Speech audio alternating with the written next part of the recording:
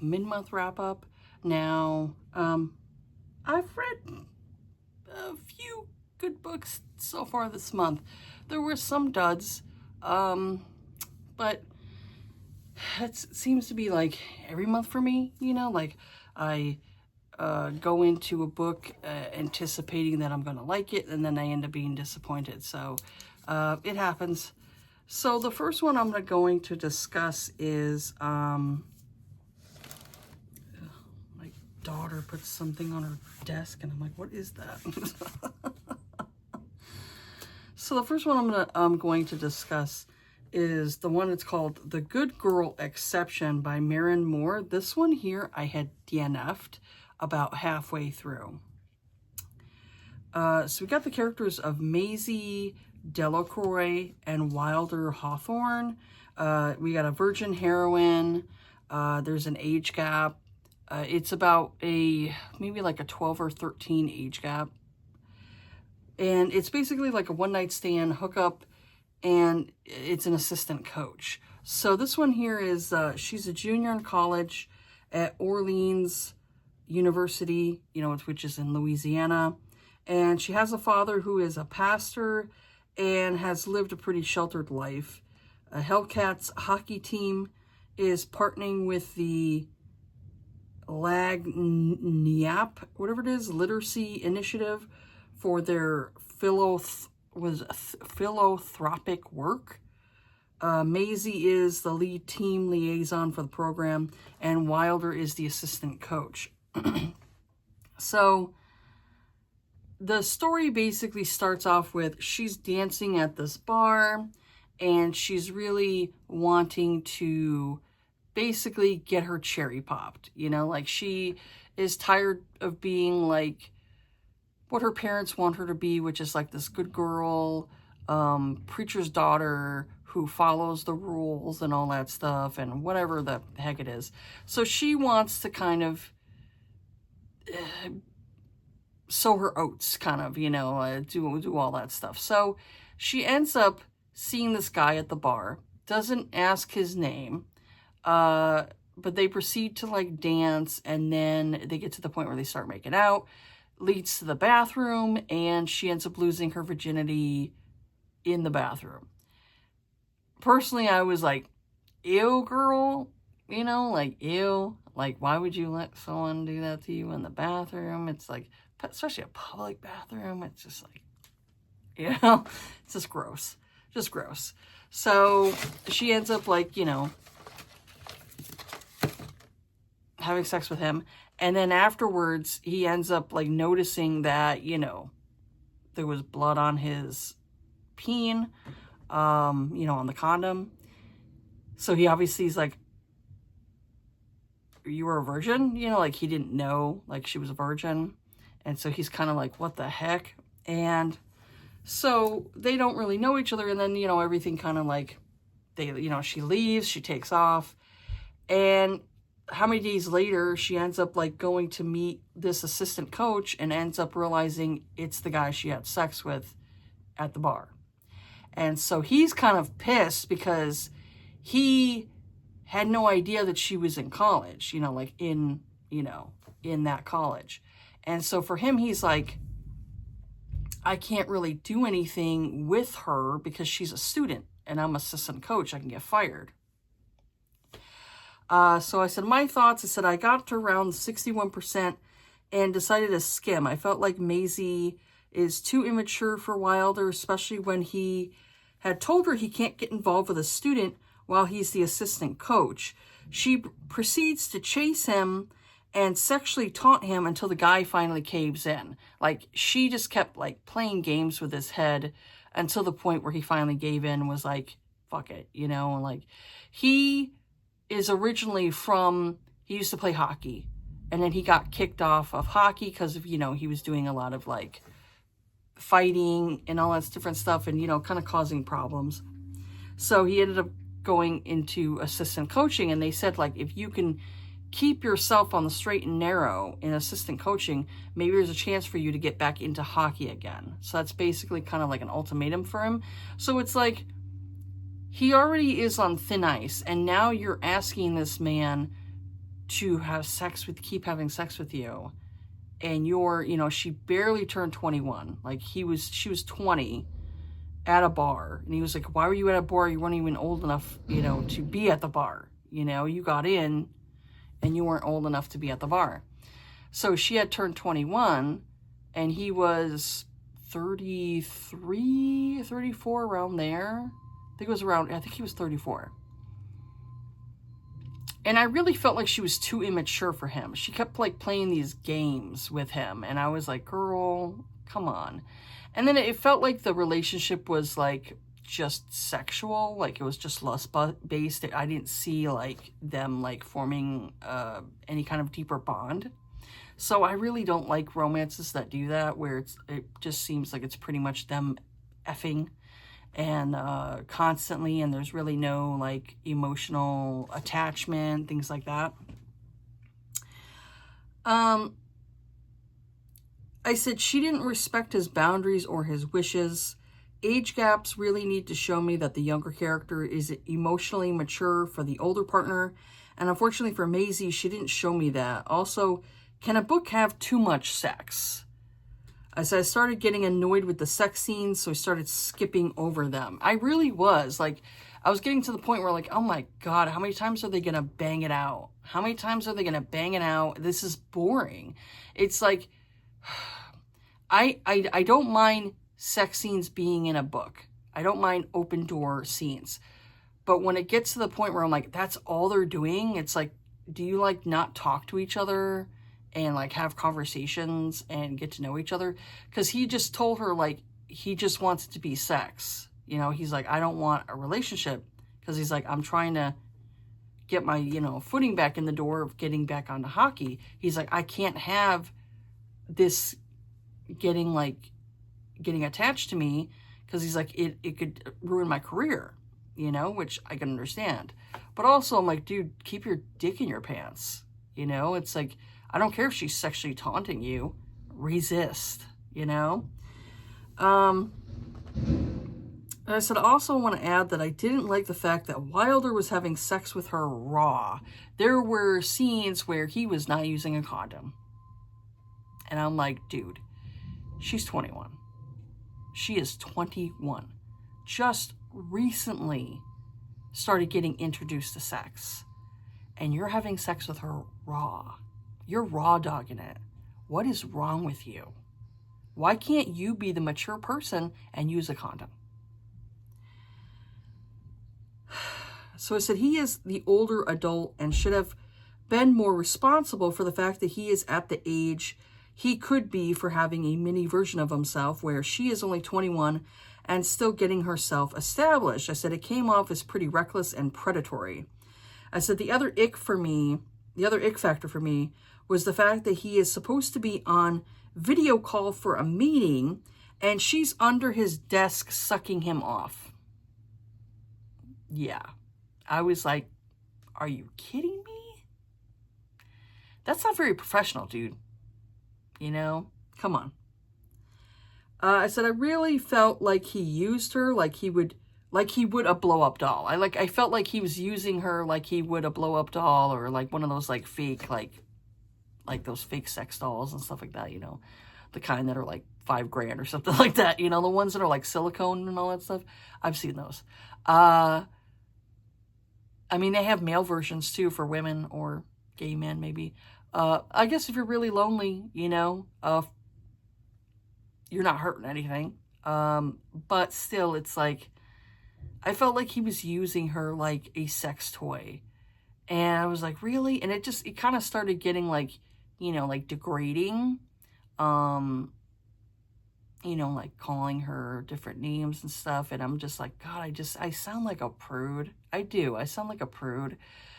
But there's certain romances that just don't do it for me when it gets to that point. You know, like it just doesn't do it for me. It's not my kink.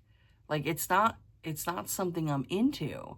I want to see the relationship. I want to see the buildup of them forming a connection, you know?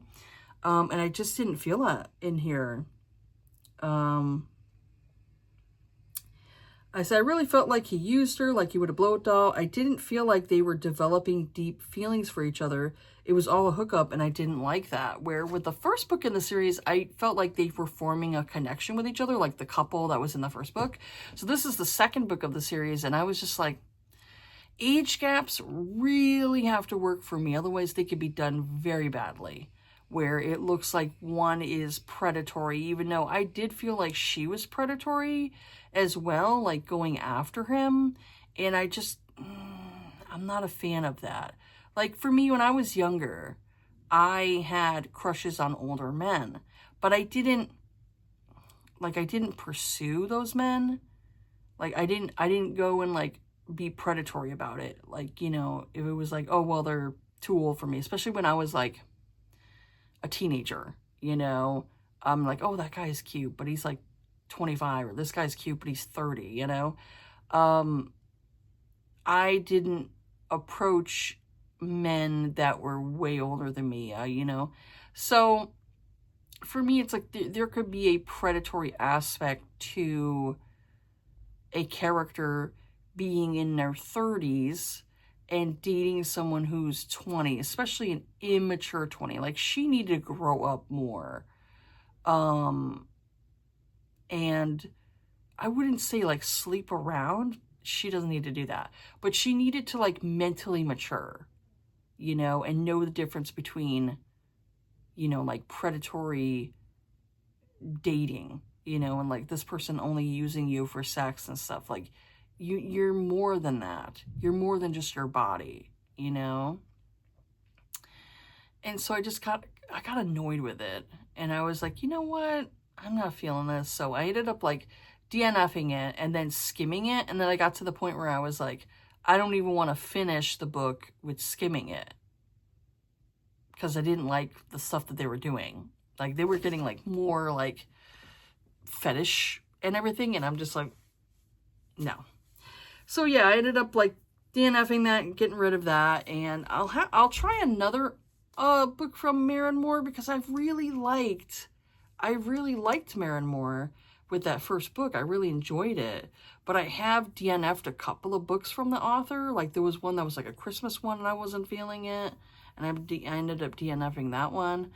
So I'll try another book. Like, if she does a third book in this series, I will try it, because there was a character who was in I believe the first book, I believe so, and he was in the second one, and he was a part of the hockey team, and he was flirting like heavily with the heroine, with Maisie. He was heavily flirting with her. I think his name was Bennett, I think. I would like to see a romance with him, because he's like a huge flirt. So I wouldn't mind seeing a romance with him and seeing if that's any good. So I'll try another book from the author, and kind of go from there. And if, you know, if she fails to impress me, then this is like one of those authors where it's like one and done kind of thing, where you only liked one book from them and that's it.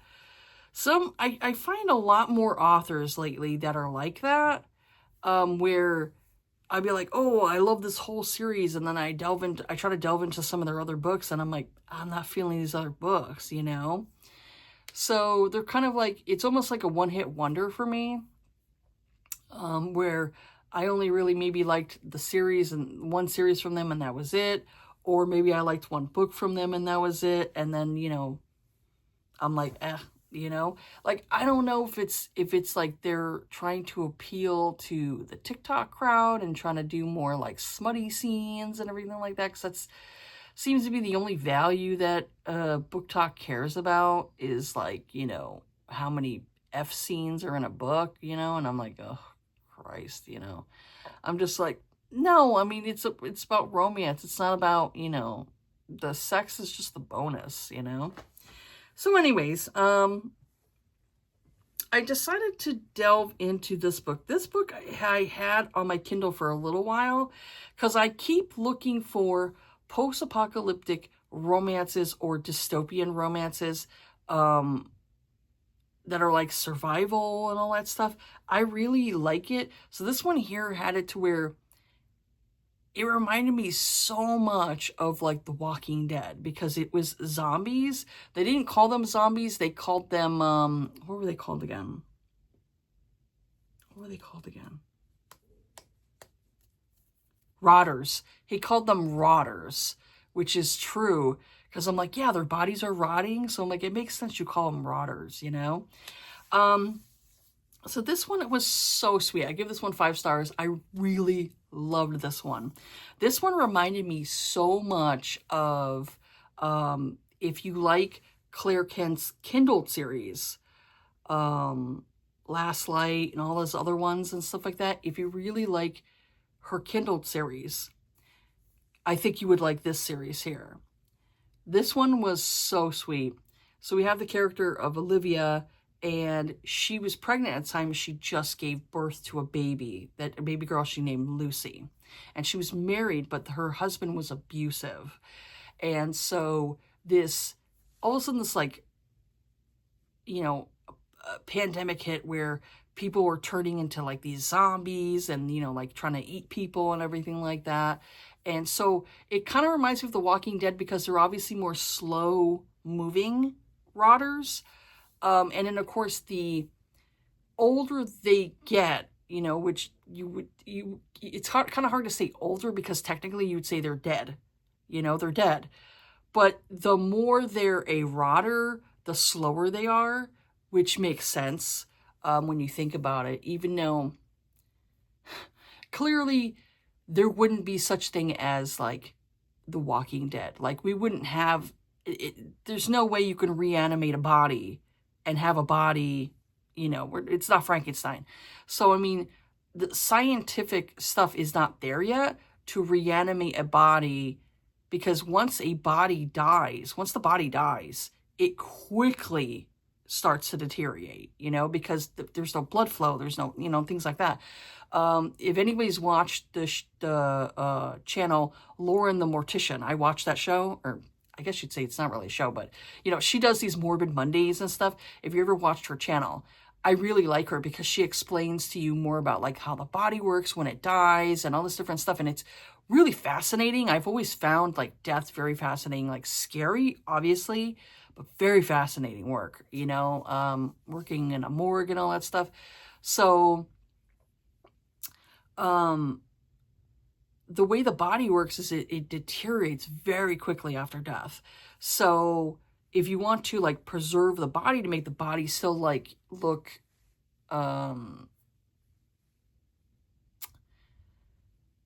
if you want the body to still look preserved for like, you know, funerals, things like that, like if you have an open casket and stuff like that. Like when my husband's father died, he had an open casket. I did not go up to the body because I'm like, I've already seen dead bodies before, like in preservation, like preserving the body with formaldehyde and things like that. You know, you got to take obviously blood out of the body while you're also putting formaldehyde and all these things in it to preserve the body for a certain time. I didn't want to have my last visions of him that way. I've already seen that with my great-grandmother, where she did not look recognizable anymore. So, and then I already see my grandmother pass away. Whew. So, for me, I didn't want to see that again. So I was like, I walked past and I didn't see, that was not my last memories of him. But anyways, to get back to the story, it makes sense that the longer that somebody is a rotter, the more deteriorated they start to get and, you know, different things like that. So the ones who just turn can be a little quicker, where the older ones are slower, and it's easier for you to kill them, you know, even though they're already dead. I would say what would make more sense in like any kind of like apocalypse would be the movie 28 Days Later, where people end up getting like some kind of like blood infection and it like turns them into like rage monsters where they're raging and they just kill people and all that stuff. That to me makes more sense, like medically, than this. So this here definitely is more of like kind of has fantasy elements to it because of it being where this wouldn't happen, you know, like none of this stuff would happen. It would be more like a 28 Days Later, you know? So anyways, to get back to the point, because I go on my tangents and stuff. So anyways, Olivia was married to this man who was abusive. He was abusive piece of crap. And he ended up getting bit. And so he ended up turning in this bathroom. It was like a public bathroom. So he ended up turning and she gave birth. And he, obviously, the rotter, you know, her husband there, wanted to eat the baby and obviously eat her. And so he was eating the like placenta. And so she killed him with, you know, like a knife or whatever it was. She ended up like stabbing him in the head and killing the body, you know. And so Cole first, you know, he's walking through, he's trying to find his friend Wade who disappeared. He says, you know, his friend was like, oh, I'm going to, you know, I'm leaving about a girl, you know. And so Wade disappears and he can't find Wade. And so he's traveling by himself for a while and he comes across her. He first sees her and she looks bloody, you know. And so he's like, oh, is she like one of them? But then she runs into the bathroom. He's like, well, I don't think she's a rotter. She looks human, you know, she looks like she's still alive. And so he goes into the bathroom and sees like, you know, there's a dead rotter, you know, that was obviously eating the placenta. And here she is with a baby. And he's like, oh, shit. He's like, you know, he really doesn't want to have to take on taking care of a woman and a baby, but he doesn't want to leave her by herself with this child because he knows the rotters will end up getting her. So he's like, I need to protect her. So he goes about protecting her and taking her to different places. Like first he ends up taking her to like a place he was staying in, which was like a studio place. And not only are you having to deal with rotters, you know, people who have been turned, and that's why I said this kind of reminds me of The Walking Dead, because you end up finding out someone else says that they're all infected. So if you die, whether or not you die from a gunshot wound, you could become reanimated and become a rotter because that's what they've seen. So that's why I said it reminded me of The Walking Dead, because that's basically what showed in the first season, is that the guy who's a part of the CDC, he had said like everybody's infected. So even if you die of natural causes, you could turn into a zombie. And so that's basically what it was here, where it felt very much of like The Walking Dead. Also, it reminded me of like The Last of Us, because there's a part in here that was very much like reminiscent to me with The Last of Us when it comes to like one certain character. I'll just say that. I don't want to do too much spoilers. But Cole ends up taking her and the baby to different places to try to protect them, keep themselves safe, find food, things like that. And throughout their travels, they end up falling for each other. It was so sweet. Like the way he was like taking care of the baby and like kind of being like a father figure to this daughter and everything. It was really sweet. So there is like the content warning in here is like there's attempted sexual assault in here. There's oral sexual assault by threats of death, not from the hero. I'll just say there's a certain scene in here where she's kind of like forced to do oral on a man, but I will say she does get back at him for it. I won't say what happens, but I'll just say like she gets back at him. So that's a warning in here to let you know in case you're really, you know, triggered by that. That does happen in here. There's talk of like domestic violence because like I said, her husband was an abusive piece of shit.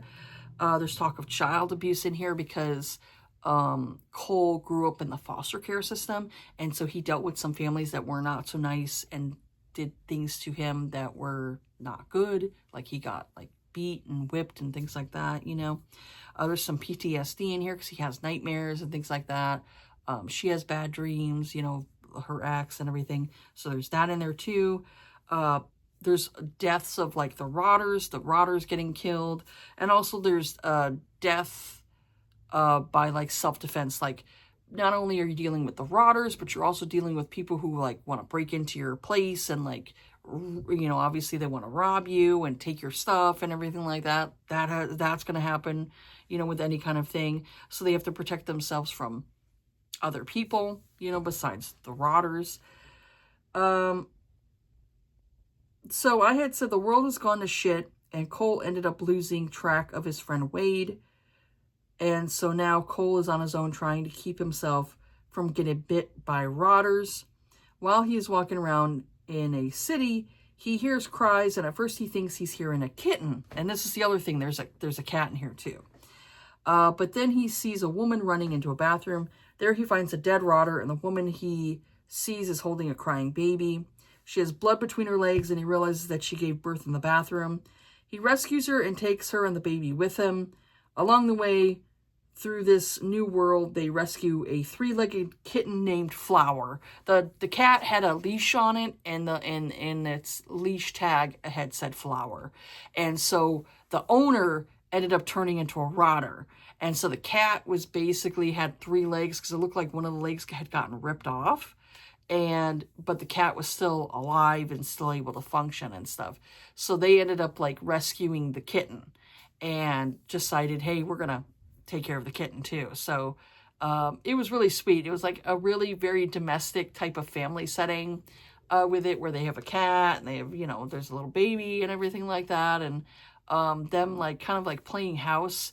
There was a certain part in the book where he started calling her his wife because there were certain situations where they had to look like that they were a married couple.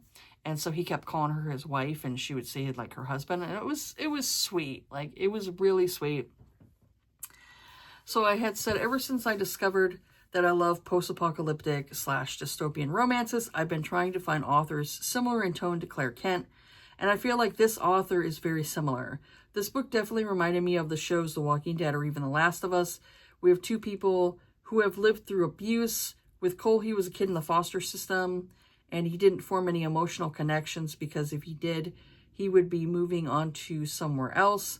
But one place he went 2 years ago and loved was this farm out in the mountains. He figured that if he can survive up there. The only person Cole thought of as a brother, Wade, disappeared shortly after this virus outbreak. So when he runs into Olivia and her baby Lucy, he knows he has to protect them, but he doesn't want to form a bond with them just in case he can't protect them from the rotters. Olivia had to kill her husband in the bathroom after she gave birth because he was bitten by another rotter and he turned into one. She doesn't feel bad about ending his life because he was an abusive piece of shit anyways that made her life hell for years. She knew that she had to protect her baby though, so she did what she had to do to survive. Her husband, like, he didn't care that she was like, he didn't really want the baby, you know? So is that her abusive past makes her leery about trusting Cole, but the more she is around him and how he treats her daughter Lucy, the more she lets her guard down. So I said, I'm glad this was a slow burn romance. You have these 2 characters that have trust issues with their past, so they needed time to let their guard down and learn to love. So they formed this strong bond with each other while trying to move throughout this dangerous world. I said I also loved how fatherly Cole became of Lucy. He was so sweet to her. You could see throughout the book how much he bonded with Lucy and how much he wanted to protect her and keep her safe. So having the kitten Flower was a nice touch to the book as well. And that's the thing, like, it felt very domestic to me. And I love that more domestic type of romance where these 2, like, form a bond with each other and they learn to trust each other. They learn to, like, value each other and know that they can, like, you know, you have my back, I have yours, especially during this time where it's like, you know, you care about survival and keeping yourself safe and all that stuff. And so, of course, like, you have these rotters, and that's kind of like an added anxiety. You know, not only are you dealing with living people who want to steal you or rob you or kill you or do other things to you, but you're also dealing with rotters who want to eat you. So it's kind of like that added anxiety, added danger to it, where, you know, with the Claire Kent series, they're dealing with, like, post-apocalyptic because there was a natural disaster, like there was an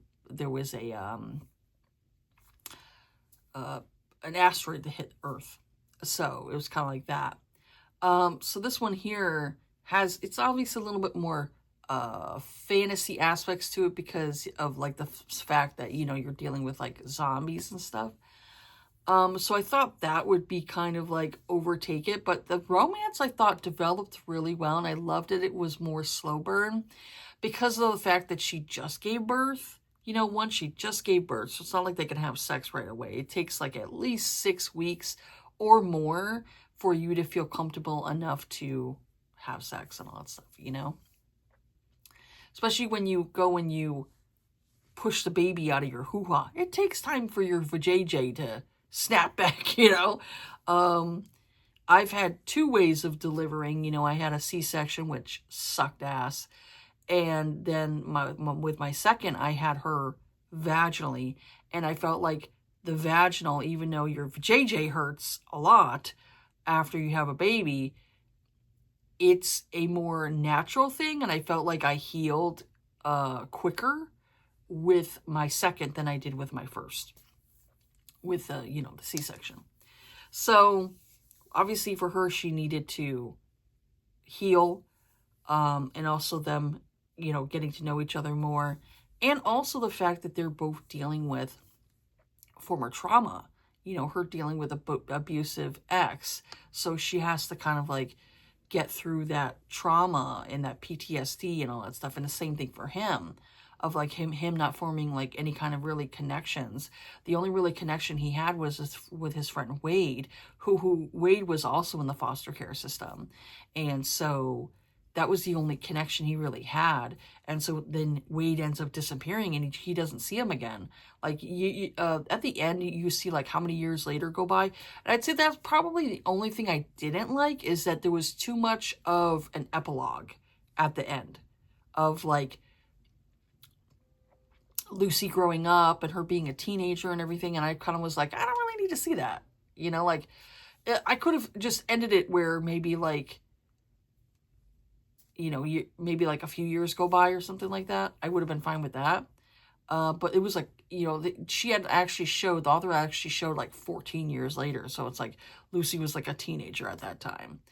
And there was like other things going on. Like I said, I don't want to say too much because then I'm giving away too much of the story. But I really liked that one a lot. And that was probably like the only one I've found so far that I felt like was very similar to like Claire Ken. Because I've read all these like different dystopian romances and I'm just like, I really just wasn't liking them, you know? And I'll talk about more of my DNFs that I had. I think it was this month, right? In April? I think it was. I'll have to go and talk about those at the end. So I ended up delving into After the Abduction by Sabrina Jeffries. This is a historical romance. Now, I read this series years ago, but I didn't remember if I liked the story or not. I ended up like giving it a 3. And then I was like, well, let me reread it again. Maybe I'll change my my rating of it. And I was like, nope, I stayed a 3. There was things that annoyed me in this book. So the characters are Juliet, Laverick, and Lord Sebastian Templemore. This is the 3rd book in the series. So the trope is like there's a twin brother in here. So 2 years after she was abducted by Morgan Price, word has come out about her being compromised and it could destroy her reputation. So her brother-in-law and sister aid her by going to the estate of Lord Templemore, who is Morgan Price's twin brother. When Juliet sees Lord Templemore, she knows that he is, in fact, Morgan Price, or the man who traveled with her. So Lord Templemore pretended to be his twin brother and kept Juliet safe 2 years ago. And now that she is back in his life, she could expose his secret. He also is still attracted to her. In order to expose his secrets, Juliet proposes that Lord Templemore show her lessons in recognizing scoundrels and things like that. So my thoughts were, what frustrated me about this book was Sebastian. He annoyed me because he kept trying to protect his brother, but didn't think of Juliet's reputation. I said, I can understand Griff's anger towards Sebastian, that's Juliet's brother-in-law. But Griff really pissed me off. So he was so insecure about his relationship with Rosalind. That was the first book in the series, and I didn't like that one. I ended up DNFing it because I was like, yeah, there was a reason why I didn't end up liking that one. He was so insecure about his relationship with Rosalind that he believed that Rosalind had some kind of affection for Sebastian, basically accusing her of cheating. I said I hated the romance between Griff and Rosalind. I gave that book 3 stars. And I hate how their marital problems were put in this book. And that's what really irritated me. Throughout the series, like, you had that where the first book had Rosalind and Griff in it, where he was pretending to be someone else. And they end up, like, getting together. And the first book introduced the sisters. You know, you had Helena and Juliet. And Juliet's the youngest. In the second book, had it to where Helena,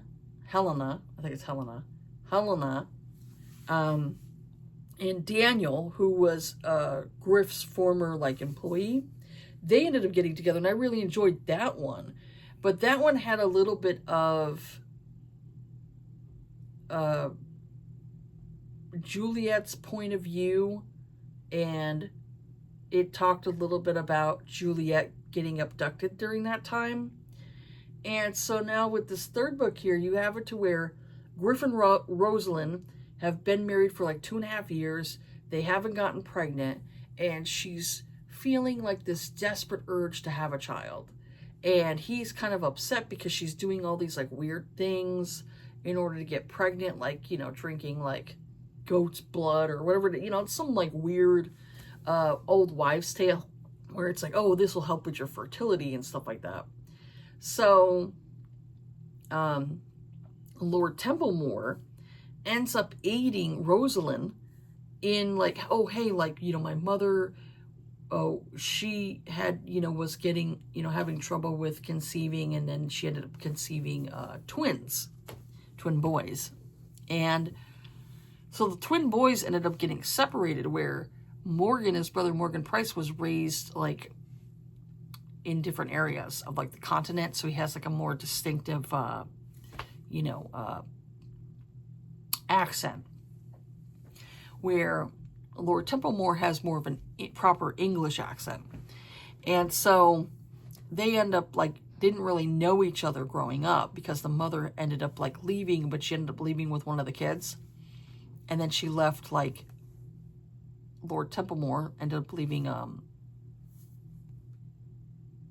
Sebastian behind. And so he's dealing with that, you know, like he's trying to protect his brother. But it also irritated me and infuriated me, because I was like, why aren't you protecting, like, Juliet? You know, you had basically ruined her reputation, and now it's like she's getting all these, like, rumors spread about her, and it's going to make it harder for her to find a match, you know, to get married. And so that really just annoyed me with his character, where he was like, he wasn't thinking of her. When it's like, look, her reputation can be much more harsher for the fact that she's a woman back in this time period. You have more privilege than her. You know, as a man, you have more privilege than her. You don't have to get married. But with her, she needs to get married, you know, and have a family. So it really kind of like annoyed me, because he took like forever to finally get his head out of his ass and be like, oh yeah, I need to, like, you know, I need to go and like make it right with her. Duh. So he just annoyed me. And then like when they brought in Griff and Rosalind's perspective, I was like, why do we need this couple in here? I don't like this couple. They annoyed me in the first book. Then you see them a little bit in the second, which was good, because they weren't really much in the second one. It was mainly like Juliet and Sebastian in the second one. And then in this third one, you had to where Rosalind and Griff are having like these marital issues. And I was just like, why do I need to know this? Why do I need to care about this stupid couple? So I really just didn't care about that aspect in the book. And then, like I said, when it came to like Sebastian, I really got annoyed with him because I was like, dude, you compromised her. You need to do the right thing by marrying her, you know, especially like you're attracted to her and all that stuff. She's attracted to you. She obviously, you know, had feelings for you like 2.5 years ago. So it's like, fucking duh, dude, you know, do the right thing. Stop being a jackass. So he just really frustrated me. And I was just like, I'm not a fan. I'm not a fan of this guy. So that's why I ended up like giving it a 3, because I'm like, yeah, I really just was annoyed with his character a lot, even though she frustrated me a little bit too, but I understood her reasonings of why she was the way she was.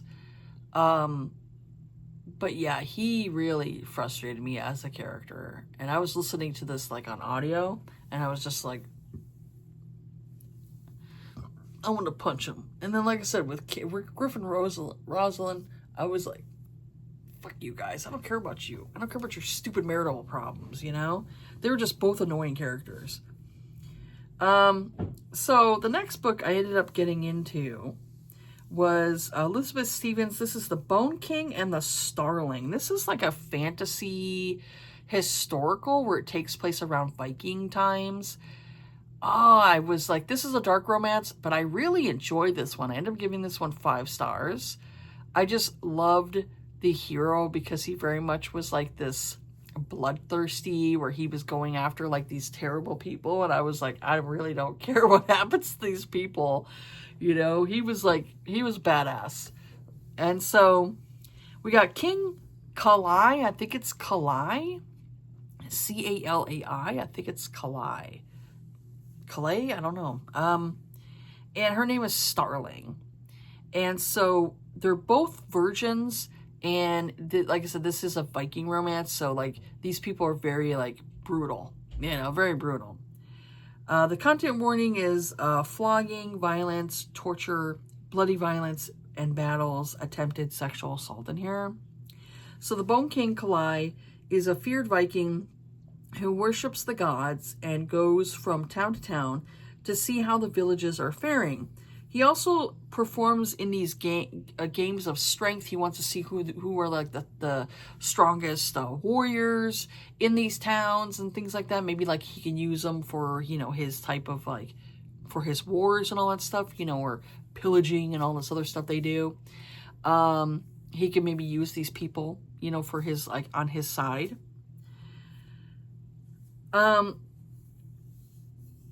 So he comes to the town of Winterbrunn, and when he comes across Starling, and she's a dark-skinned beauty, she's a black woman, and they made it sound like that during, like, there's pillaging that, you know, Vikings ended up, like, kidnapping this black woman, and she had a daughter who was Starling.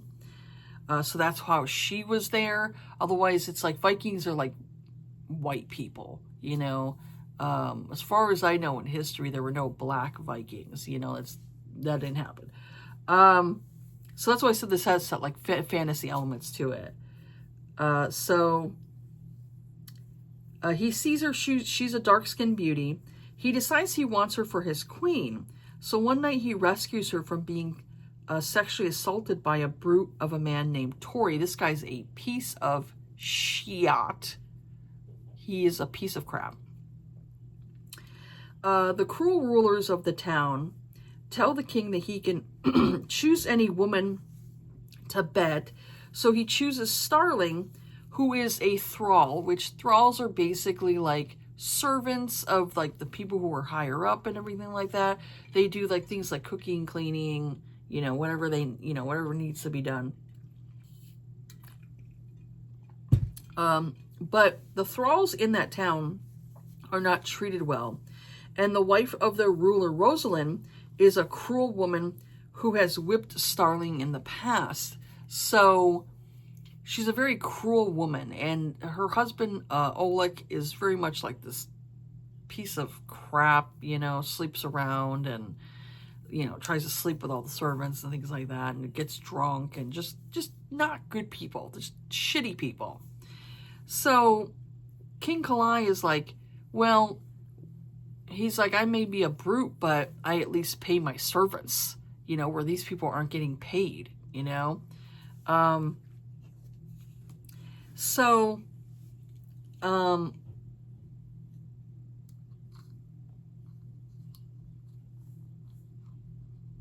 so they end up, like, he ends up choosing her. King Kalai ends up choosing her, and they call him the Bone King, because, you know, he's killed a lot of people. And they end up having sex, and, you know, he does a lot of different things to her, you know, during the bedroom scenes.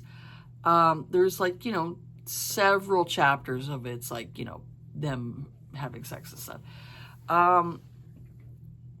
So at the time, she doesn't know that he is an actual virgin. And so he's pretty much like, this is it. This is the woman I want. You know, I want to be with her and everything like that. And he's basically like, oh, the gods had sent her to me, you know, and everything like that. You know, like, oh, she was made for me. And so my thoughts were,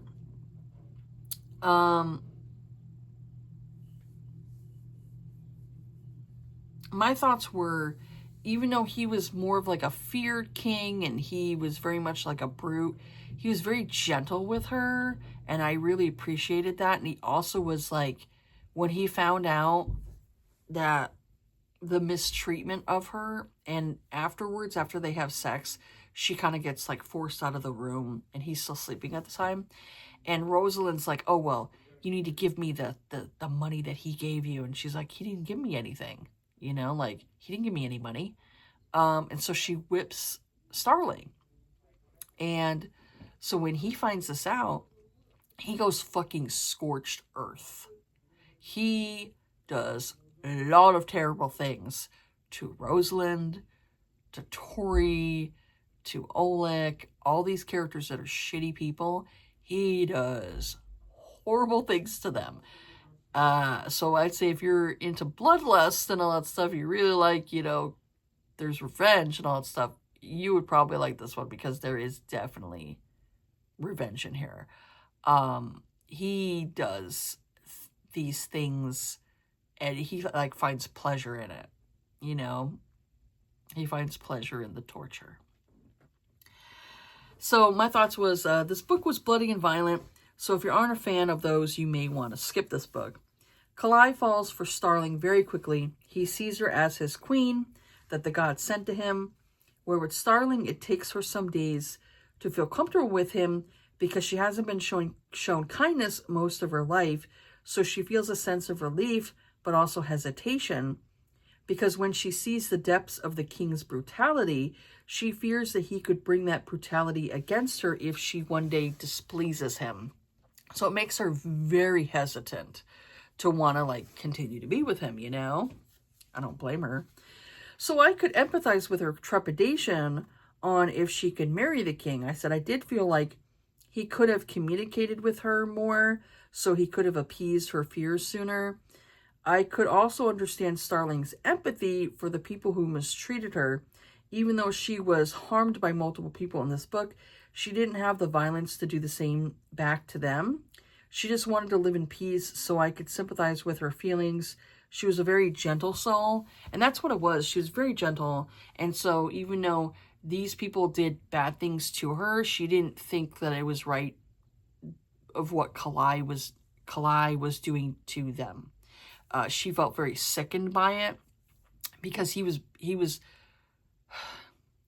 I don't want to say everything I have, but he presented one of the bodies and you could see the horror of what this person went through before they died. And so for her, it made her very sickened to see this and made it to where she was like, this man is very brutal. What if he does that to me if I displease him? And I totally get where she's coming from, you know, especially when all she's known is like violence and people being really horrible to her and mistreating her. I could empathize with her character, you know, of what she went through. And she just wanted to live in peace, you know. So I understood her, you know, trepidation, you know, of it. I also loved Kalai's nickname for her. He called her Little Bird because he was kind of like this big brute guy, had red hair and a beard and all that stuff. There was one scene I really liked where after he had like got in a shower and, or like bathed himself in a bath and all that stuff, she was braiding his hair. And I thought that was really sweet that she braided his hair. And he did the same thing to her. Like, he saw that she was obviously neglected to where she had like some knots in her hair. And so she was, she's black. And so obviously has curly hair. And curly hair can get really knotted up very easily if you're not taking care of it. And so he was like brushing her hair, using like a pick to kind of get through her hair, using oils in her hair. And all that stuff. Like, his aftercare for her was very sweet. And he was braiding her hair, and I was like, that is so sweet. I loved that part of it. He was so gentle with her. And he just wanted to please her, like he just wanted to please her and show her everything that he could do for her. And I was just like, that to me, I was like, yes, I appreciate that, of the things that he was doing for her. Very much like wanting to show her that, hey, you're more than just this servant. You're more to me than that, So when he kept calling her like little bird and stuff, it was so sweet. It was so sweet, the way he was with her. So that's why I ended up giving it 5 stars, because he was really nice with her, really gentle. And had to like reassure her and tell her like he would not do those things to her, she could hurt him time and time again, but he would never hurt her back, and she didn't want to hurt him, she didn't want to do, get back at him or do anything to him, she wasn't that type of person. So I liked it. I thought it was really sweet. And yeah, I ended up giving 5 stars. And if this author did create other books, because she has like this series that's like an alien series, so I have to go back into that one, because I ended up like DNFing the first book in her alien series, but I'll have to like go back into it and try to like reread it again and see if I could get into it, because I do like this author. I did like the other book of hers that she did that was part of the Kickstarter. I did like that story. And so, yeah, I did enjoy that. I don't even remember. Did I read that in April? Or did I read that in March? I don't remember if I read that in April or March.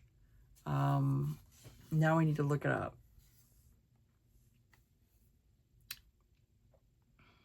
Let's see. No, I read it in March. Okay. Yeah, that one I read in March. There was other ones I tried to read that I just was not feeling. That were other books a part of that Kickstarter that I was not a fan of. There was another book that I ended up reading that I tried to read this month. That was from an author that I ended up DNFing another book from her. So this is not an author for me. So this one here was another post-apocalyptic dark romance. This was Darkness I Become by E.S. Luck. Ended up DNFing this one fairly quickly because the heroine was so effing annoying. She kept saying like, oh, this is sexist, this is sexism. And I'm like, girl, times are not going to be great for women if there's some kind of post-apocalyptic world. Okay? Women are weaker than men. That's just biology. Women are weaker than men. Most times, that's a fact.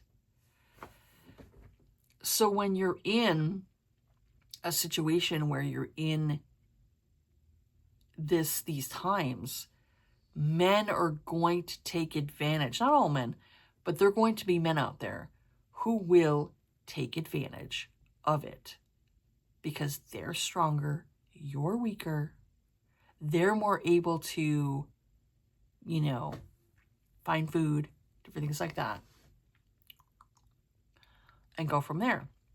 Because there's that whole aspect of like, back in Cro-Magnon, you know, caveman times, men were the hunter-gatherers, women were the one that, you know, took care of, like, the cave, you know?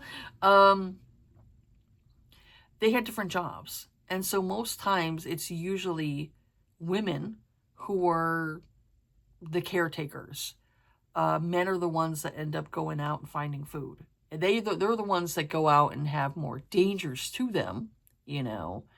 Most men out there will protect, you know, where women are the ones that are more of a, you know, they'll protect from the home kind of thing. So this one here had it to where it said the only way to survive the darkness is to become its mistress, darling. 30 years after the apocalypse, Asha Agarwal lives in a secure walled compound created to protect the world's most powerful from those who live outside, the Wastelanders. So she's living in this, you know, gated community. And people end up coming in and invading it. And so she ends up escaping and runs into these Wastelanders, which are these people who have been outside of those gates for many years. And people get, you know, very weird. So she basically has to, like, okay, let's get someone so I can barter with them with my body, transactional. And she just kept having this attitude, and I'm like, girl, you don't have a pot to piss in or a window to throw it out of. You have to do what you can in order to survive. So there were these women who were basically using their bodies in order to get, you know, food and clothes and different things like that. And she was like, that's so sexist. And it's like, girl, what do you think that's going to happen? What do you think is going to happen? You think that everything's going to be hunky-dory, everything's going to be civilized? When there are no police, there are no military, having any kind of law and order, people will literally eat each other. What do you think is going to happen? So for her, she really much annoyed me as a character. And I was like, you know what? I got that from another book. I ended up looking up this author, and I'm like, you know what? There was another book from this author where it was the same thing, where the heroine annoyed the fuck out of me. And I was like, you cannot be Miss All High and Mighty, Miss Prude, when you're living in this type of world. You know, like, you can go and say, like, oh, you know, the women who live in Iran, you know, they need to fight back. And it's like, how much fighting back do you think that they're going to do? They live in a fucking country that oppresses them, that keeps them down. There's only so much a woman can do there. Those women are stoned to death if they go and show off their hair. So it's like, we live in a time where there's third world countries, you know, there's countries that go and suppress their women and treat their women badly because of religion. And so if we have that now in this time with other civilized societies, what the fuck you think is going to happen during a goddamn post-apocalyptic world? You either, you know, nut up or shut up. You either learn to fight back and protect yourself with guns, lots and lots of guns, you know, or other some way to keep yourself safe. Or you have to rely on a man to protect you. So what's the thing that you're going to probably do? use your body in order to get that protection. So for me, she ends up getting like, in this book, she ends up getting like captured and sold to this like, kind of like a biker gang.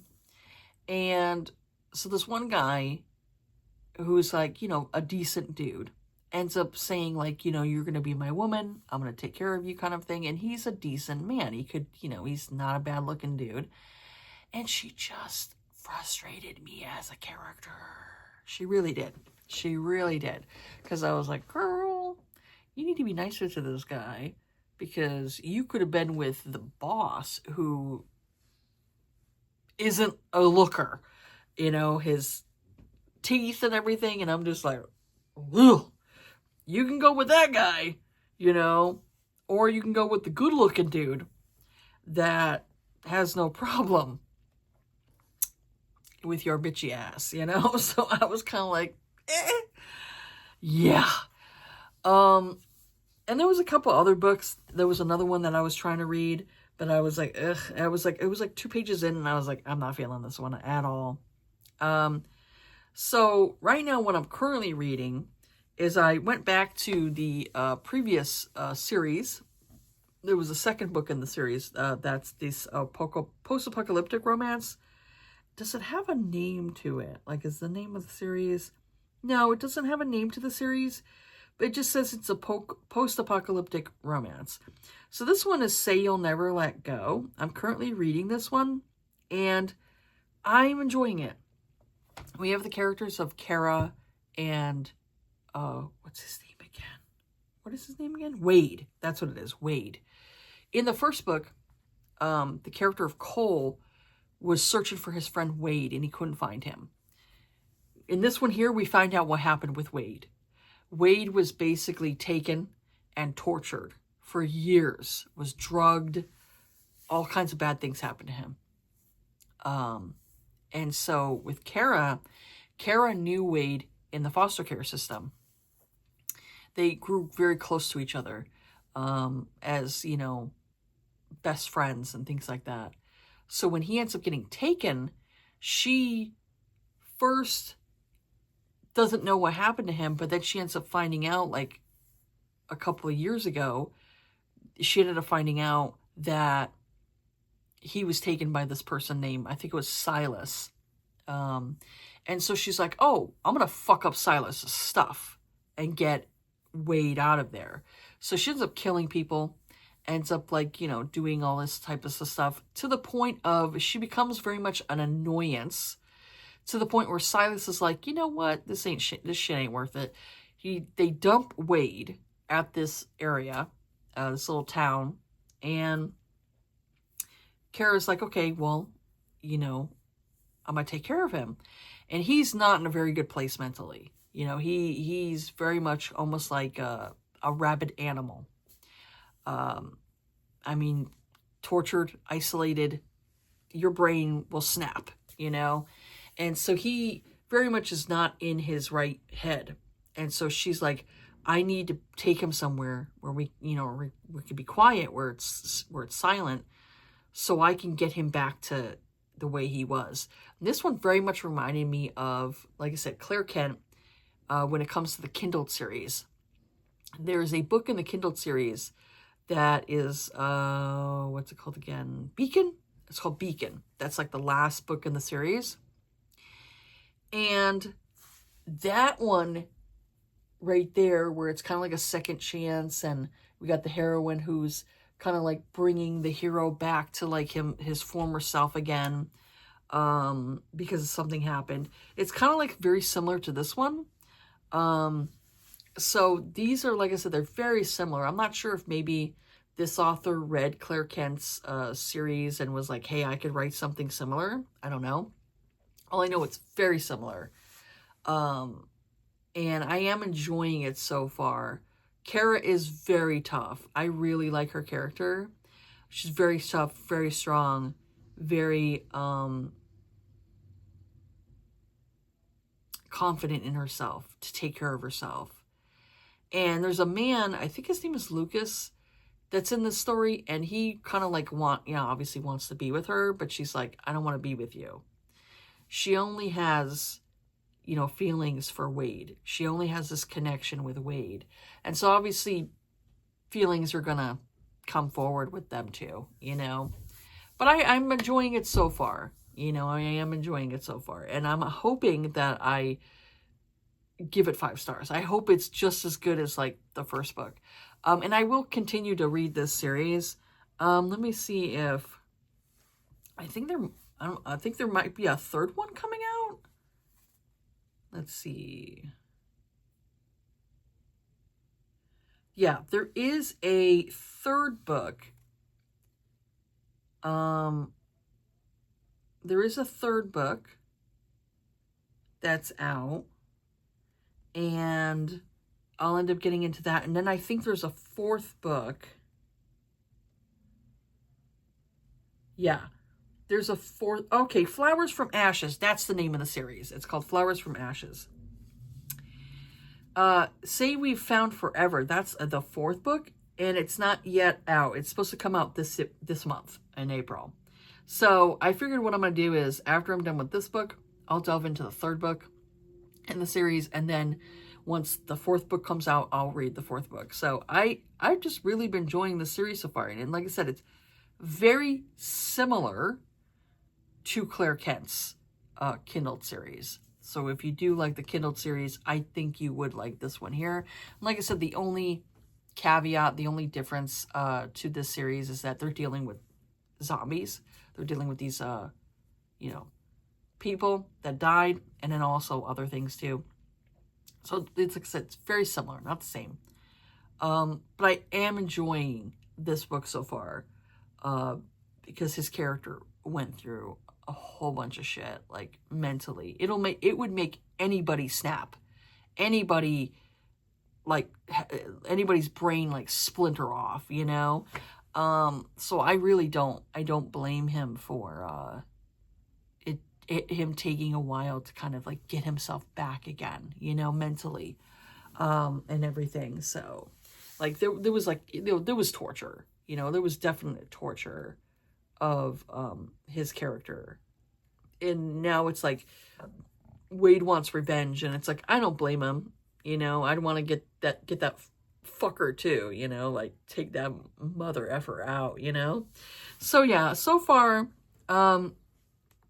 I am, I'm liking, and I'm glad that, I picked up the series and I finally, got to it, because I was like, ugh, I'm not sure if I'm gonna like it. And I haven't been liking a lot of like other books that I've been picking up lately that are more dystopian or post-apocalyptic. But this one here, the series, very similar to Claire Kent, and it is enjoyable.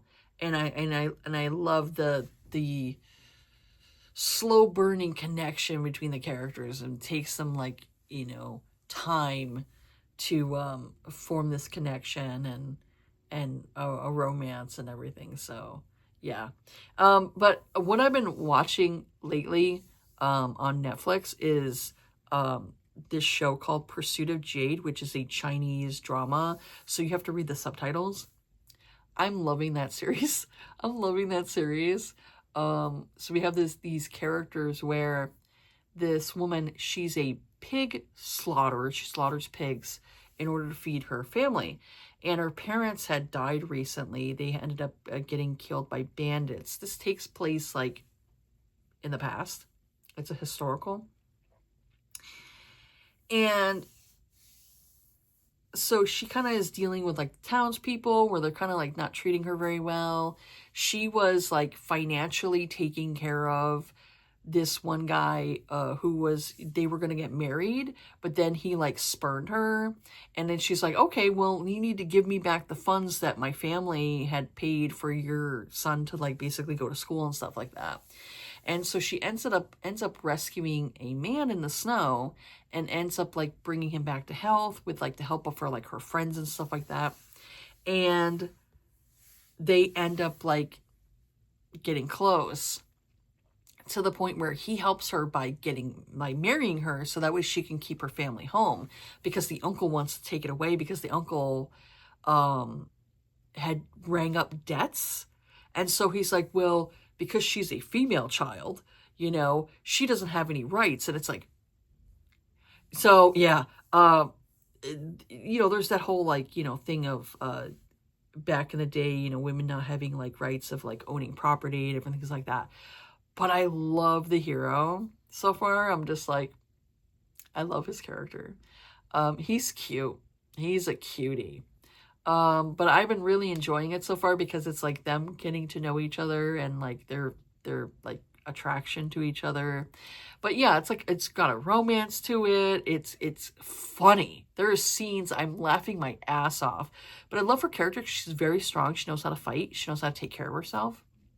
But also, she's not one of these like strong female characters where it's like she's a robot. She shows her vulnerability plenty of times in the series, and so far I have been enjoying it. I think I'm on like episode 20.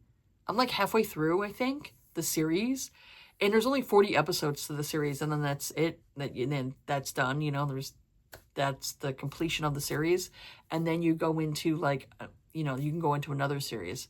So I am enjoying it so far on Netflix. It's really fun, funny. I love the connection between the two characters.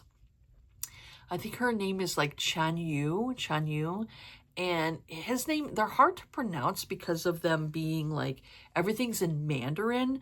So it's hard for me to like pronounce certain names. And her sister is like this little girl. She's maybe like 5 or 6 or so. She's so cute. She's so adorable. And he's so sweet to her. He treats the little girl like so kindly. I like, you know, I like Asian culture. Like, I love like the old style of like the clothing back in the day and the different outfits that you used to wear. Everything is kind of like, a lot of it looks very much like a lot of robes and different things like that. And he's got like all this long hair and everything. And oh, good looking actor. He's cute.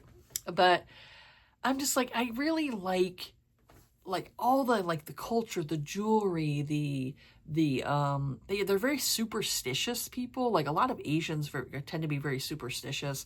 They go very much on like you know, oh, you're born on a bad year kind of thing, you know, you were born in a bad time and you're a jinx and you're bringing like bad luck to your family and things like that, you know. And so it's they really much like very superstitious people. But I do like Asian culture, and I love Asian food, of course. You know, Chinese food, Japanese food, Korean food. It's all good. It's all good. So I very much appreciate Asian culture and the customs and the different things that they do. You know, especially during back in that day, and also like stuff they do now and stuff like that. I very much, you know, I love tea. You know, same as them. So I love that type of those types of shows, and so I'm really enjoying the show. It's really fun. It's a really fun show. And when I'm done with that, I'm gonna delve into this other show. That's another Asian show. There's like a whole bunch of stuff like that I found like on Netflix that I was like, ooh, I want to check this show out and see if it's any good. But this one here is more of a historical piece, where the one that I'm gonna watch next is more contemporary. But yeah, it's a really sweet story. I really enjoy it, and I'll be happy to see like the ending of them getting together and all that stuff, you know. So yeah, it's sweet. But yeah, I've been enjoying this month. You know, I'd say for the most part, you know, I have been enjoying like the books I've been reading. You know, like I said, there's a few flops, which, you know, usually happens every month. But I've been enjoying like the books, most of the books I've read, and enjoying my TV shows. I have not been wanting to delve into a lot of like online stuff. Like stuff online, I've been really trying to stay offline. And I'd rather just read and watch TV shows and things like that, and just kind of like stay offline. I've been really trying my best to stay off of like Instagram, and I haven't been watching a lot of people's videos on YouTube. I'll save them into like a playlist and I'll watch them later, but I have not been watching YouTube lately. I just been kind of like bored with YouTube. And I've been just taking time like offline, just, you know, reading books, watching TV shows, and trying to not pay attention to the world right now because there's too many things going on, and I'm just like, I really can't handle this mentally. And I think it's perfectly fine to like delve into the things that make you happy. You don't have to pay attention to the news. You don't have to. People may say you're privileged. Fine, say that. But for me, I'm going to do what's mentally right for myself, you know, right now. So if that means me delving into like TV shows and books and just kind of staying away from like all the things that are going on in the world, then I'm going to do that. If that makes me privileged, then so be it. You know? So yeah, that's pretty much it for this video here. Let me know down below, have you read anything this month in, you know, the month of April that you really enjoyed? Let me know in the comment section. Otherwise, you could, you know, if you don't want to comment anything, you could leave me an emoji. That's fine too. That's always good. But yeah, that's it for this video here. Have yourselves a good day. Take care of yourselves, be kind to each other, and I'll see you all on the next video. All right, bye.